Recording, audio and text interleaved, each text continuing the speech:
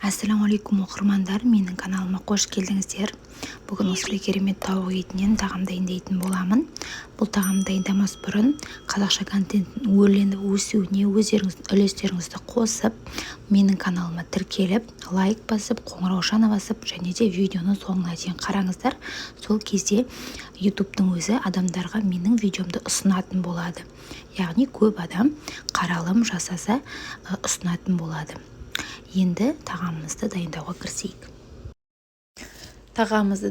кірісейік. Ең алдымен тауық етін осылай жіңішке етіп кесіп аламыз. Одан кейін бізге дәмдеуіштер қажет болады. Кез келген өздеріңіздің қалаған дәмдеуіштеріңізді салсаңыздар болады. Содан кейін тауық етін осылай соғып шығамыз. Одан кейін тұз, бұрыш, кориандр, паприка, тауық етіне арналған дәмдеуіштерді қосамыз, және де сұйық майын қосамыз. Осылай қолымызбен барлық жеріне араластырып, яғни жағып шығатын боламыз да 20 минутқа холодильникке салып қоямыз.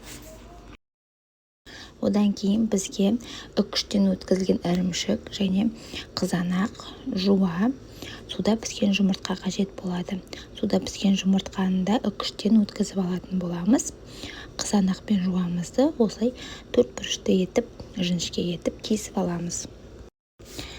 2 қасық немесе 3 қасық майонез қосамыз. Одан кейін дәміне қарай тұз, бұрыш қосып жақсылап араластыратын боламыз. Тауық етін осылай противенге барлығын салып алатын боламыз. Одан кейін жаңағы салмамызды үстіне видеодағыда көрсетілгендей салатын боламыз.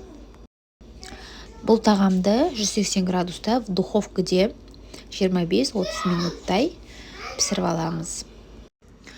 Біздің тағамымыз дайын болды. Осылай керемет болып шықты. Мен осындай макарон мен гарнирге ұсындым.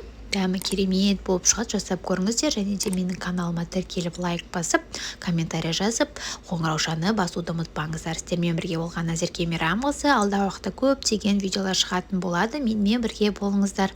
Ассалаумағалейкум.